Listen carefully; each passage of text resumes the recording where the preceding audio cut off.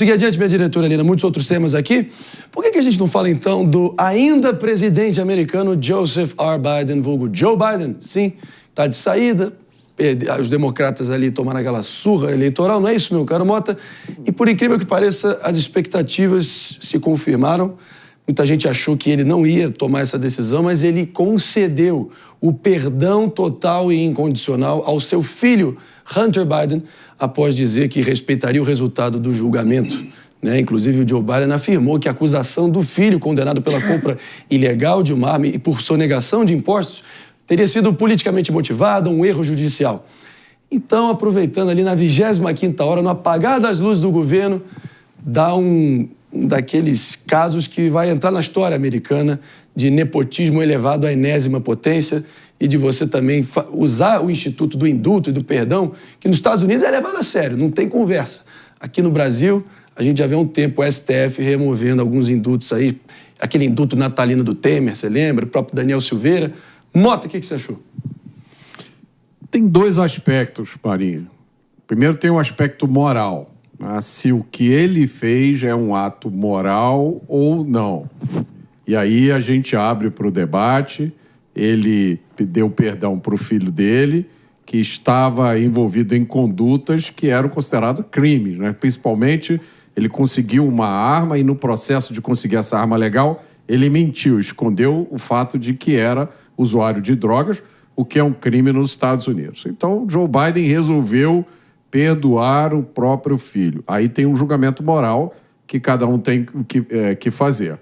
Agora tem o aspecto legal. Do aspecto legal, ele está 100% correto.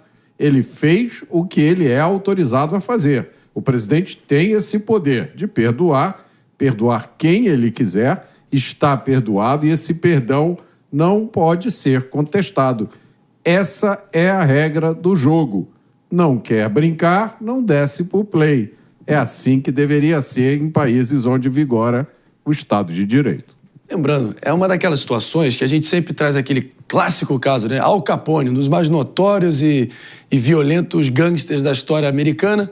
Ele foi preso não por nenhum dos seus crimes bárbaros, mas sim por sonegação fiscal. É mais ou menos a situação aqui. Claro que o Hunter Biden não chega a ser um gangster mafioso, mas realmente tinham várias acusações muito mais graves ali rondando o comportamento dele. Não só uso de drogas ilícitas, uso do cargo do pai como vice-presidente do Obama para poder usar isso como tráfico de influência e garantir vários contratinhos aí ali no outro lado do mundo. É bem comum, né? Não é não? Bem comum, bem comum.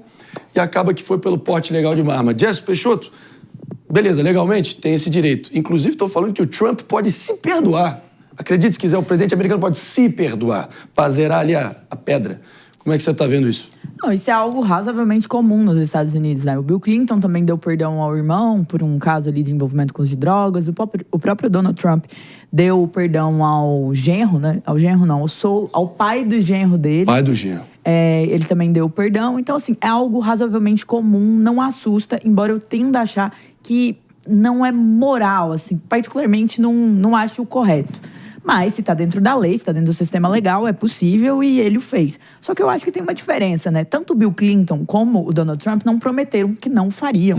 O Joe Biden prometeu que não faria durante vários momentos ao longo dos últimos anos. E, inclusive, hoje o Elon Musk fez uma postagem dando uma alfinetada após a notícia do Joe Biden ter feito isso, que é que o Joe Biden postou um tweet sobre a possibilidade do perdão, passando a mensagem que não faria com ninguém está acima da lei. E aí, as notas da comunidade hoje falaram, parece que alguns estão e colocaram o caso ali do perdão que havia sido descartado como agora uma realidade. O Elon Musk falou, as notas da comunidade arrasam sobre essa situação. Então, essas grandes questões aqui são mais sobre a palavra do Biden. Quando estávamos em uma campanha presidencial e qual seria a tratativa com o Hunter Biden, do que sobre se o perdão deveria ser dado ou não. Porque no final das contas, ele, no final do dia, enganou os telespectadores, eleitores, quem o acompanha, com a ideia de que não faria. E o Hunter Biden, que foi muito citado. Muito citado durante os debates, foi muito citado durante os momentos de embate com o Donald Trump, e que agora sai livre, leve e solto, e que diz que valoriza o alívio que ele recebeu. Então, para vocês verem que esse instituto do indulto e do perdão presidencial americano é tão sagrado e respeitado, muita gente estava até sugerindo que o próprio Donald Trump, o arquirrival político do Joe Biden dos últimos 4 anos, pudesse dar ali um gesto inequívoco de união do país, com ele perdoando o próprio Hunter Biden. Como o Biden não quis contar com essa boa vontade improvável, né? Ele foi lá, já tomou as rédeas do assunto e deu um festival de hipocrisia, para dizer o mínimo, né? É o presente de Natal mais bonito que você pode dar a um filho. Não. É maravilhoso, é maravilhoso. Agora, o impacto realmente é chocante, porque as acusações que eram mais desabonadoras e incriminadoras da família Biden eram por causa do Hunter Biden. Inclusive, as Big Techs, como foi provado de forma também clara e incontestável, fizeram uso das suas plataformas, antes do Elon Musk assumir ali a história do Twitter, para poder abafar esse troço, suprimir essas informações que eram danosas à reputação da família Biden no auge da corrida eleitoral de 2020, Mota, você lembra disso? O famoso laptop do inferno, o laptop do Hunter Biden, que ele tinha esquecido numa loja de reparação de tecnologia e tinha uma quantidade de... Era um laptop que tinha cada foto, assim, impublicável, né? Isso foi um episódio gravíssimo, Marinho, porque espalharam setores do governo americano, espalharam que esse laptop era fake news, era parte de uma conspiração feita por Donald Trump com a Rússia. O Donald Trump foi expulso do Twitter por causa desse episódio. O jornal The New York Post também teve a sua conta no Twitter cancelada. E aí, depois que Joe Biden ganhou as eleições, um ano depois, a mídia americana silenciosamente admitiu que a história era verdadeira. O New York Times, lá na página 20, colocou uma notinha pequenininha admitindo que era tudo verdade. Então, esse é um episódio gravíssimo que demonstra como o controle estatal da verdade é sempre usado em benefício do Estado e não em benefício da verdade. É impossível não perceber nessa censura imposta por essas plataformas, as famosas Big Techs, que é uma corrupção não só da verdade, mas da própria democracia aqui, que vira, como a gente trouxe aqui no caso da captura do Estado brasileiro, no caso americano, mostra que é uma democracia de fachada, sinceramente. Você falou das benesses da lei, né? Ao aliado, as benesses da lei, ao inimigo, os malefícios. Aqui a gente vê o mesmo ponto sobre fake news. Por quê? Porque tudo que às vezes eles pegam de ruim de um aliado é fake news, é invenção, vamos tirar... porque a gente não tem ali a credibilidade, a checagem. Mas, quando é algo que ataca quem eu não gosto, ataca meu inimigo, deve ser verdade, vamos deixar, não vamos fazer nada. Checagem, não, checagem vem com o tempo.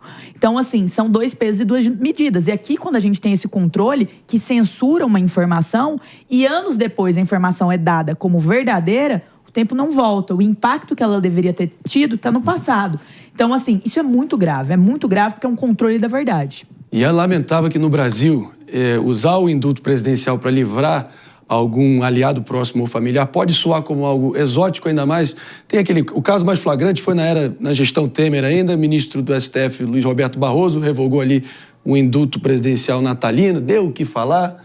Inclusive foi o que o próprio ministro Alexandre de Moraes, em alguma medida, usou como pretexto para revogar o indulto do Daniel Silveira. Mas ainda sobre a questão americana aqui, o impacto político que isso pode ter, aí realmente já nesse fim de festa do governo Biden, Donald Trump chegando plenipotenciário, todo poderoso.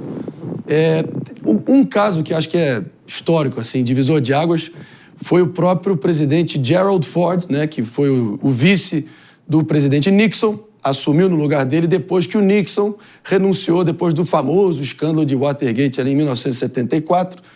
E eis que ele pagou, na opinião pública, por ter feito esse gesto. Ele basicamente foi isso que dinamitou a chance dele se reeleger e perdeu para o Jimmy Carter. Num gesto que era para ser visto como união nacional, ele perdeu a única chance que ele teria de vencer a eleição. É interessante que as pessoas perguntaram para ele, ele já morreu, que fique claro, Gerald Ford, mas perguntaram para ele se ele se arrependia, mesmo ele tendo pago com o futuro político dele, Mota. Ele disse que há coisas maiores do que a política na vida. Eu precisava fazer aquilo no auge de guerra do Vietnã, ainda aquele rescaldo, país traumatizado. Eu precisava fazer esse gesto para poder tranquilizar e unir o país. Beirava, enfim, é um gesto de grandeza que a gente não vê hoje em dia, de certa forma, né? A gente só vê gesto de autopromoção. Mas vou partir para um rápido break aqui. Né? Não sei antes disso, eu quero muito te ouvir para a gente arrematar esse tema. Não sei antes de partir para um rápido break, para quem está nos ouvindo, sintonizado aqui na Rede Jovem Pan de Rádio. Morning Show volta daqui a pouquinho. Jess, agora um gesto de proteção. E, nesse caso, dá para entender uma lógica, assim, de benefício para a nação em termos de narrativa. Mas as pessoas, elas são muito magoadas e elas tendem a ser mais punitivistas. Então, não se enganem. Dificilmente um perdão vai ser, muitas vezes, bem interpretado. É difícil julgar também, né, meu? Porque é imoral. Tudo bem, é imoral. Todo mundo concorda com isso. Mas você vê, um homem de idade provavelmente vai se aposentar e vai deixar o filho na fogueira. Quem faria isso? Então... É fácil a gente ficar julgando, apontando o dedo. Quem é pai? Não sei se você é pai, Mota. Não sei se alguém aqui é pai. Sou. Eu não sei se Mas meu filho jamais faria. Exatamente. O que o Hunter Biden a gente nunca fez. espera que isso aconteça. A gente não espera que isso aconteça. Sim. Mas a gente sabe que o amor de pai para filho, de mãe para filho, é incondicional. Não é para passar a mão na cabeça, não. Mas se tem um instituto legal, que pode ser imoral, mas é legal, é igual as emendas PIX. Ela é imoral, mas tá lá, tá todo mundo usando. Entendeu? Agora a gente vai crucificar esse homem. Eu também não sei se isso é razoável também. Eu concordo com o Palumbo, eu acho que é difícil. Ele, inclusive, o Biden perdeu um filho, então isso com certeza potencializa... E uma ex-esposa, né? Num acidente de carro trágico. Então isso potencializa talvez o senso de proteção dele, até passar a mão na cabeça, né? As biografias mostram que o Hunter Biden foi uma criança muito mimada em vários aspectos e que sempre fez o que errou, queria. Né? Pra criar isso aí, né? Exato. Mas quando eu não vejo assim, tudo bem, usou o recurso, é legal, beleza, não é discutível. Eu acho que o maior problema é ele, como líder da nação e como um presidente eleito, ter mentido que faria isso. Ou isso colocado que isso não era uma possibilidade. Isso é verdade. Eleição, né? Tá em campanha, quer ganhar. Mas eu lembro, assim, de forma cristalina aqui, meus amigos, quando ele fez esse movimento, realmente ele foi aclamado como, olha essa grandeza, que essa raridade é um... Não, nós não temos homens públicos e estadistas mais feitos hoje em dia com esse tipo de matéria-prima. Viva Joe Biden como se ele fosse ali o baluarte da grandeza e do senso de algo maior. Então, o que fica de lição aqui, pessoal? Jamais idolatrem políticos porque realmente vocês vão se decepcionar em algum momento. Em algum momento. Não foi feito para ser idolatrado, foi feito para ser cobrado. Exato. Boa, Paulo. Boa, Paulo. E essa mistura de papéis é terrível, porque o presidente não deveria ser pai de ninguém, né? Ou seja, o exercício da paternidade é uma coisa, o exercício da presidência da República é outra. E misturar esses papéis é um sintoma, infelizmente, de debilidade institucional. É um sintoma, é tratar uma república tão importante e pujante como a americana como República das Bananas. Você não pode fazer com que a presidência seja o quintal da casa do pai Joe Biden. E foi essa a sua leitura também, Mota, antes da gente seguir adiante? Esse caso tem um complicador maior que a gente não tocou aqui, vou falar só rapidamente, que o Hunter Biden foi acusado de ter usado a influência do pai quando era vice-presidente dos Estados Unidos para adiantar os seus negócios na Ucrânia. E a minha interpretação é que esse perdão aí, ele é um perdão geral, sim, ele cobre tudo. Pai. Então, inclusive, ou seja, na verdade, o Joe Biden, de certa forma, perdoa a si mesmo, né? Verdade. Exatamente, porque sempre tentavam associar um ao outro, né? Inclusive tinha trocas de mensagens que o próprio Hunter dizia que ele se referia ao pai dele como the big guy, ou seja, o cara grande, né? O manda-chuva. E que, com certeza, tentava associar uma coisa a outra, natural fazer essa associação. Se na prática isso se verifica, a gente jamais saberá a partir de agora, porque zerou de vez esse jogo. Impressionante, mas talvez nem tanto. Estamos de volta.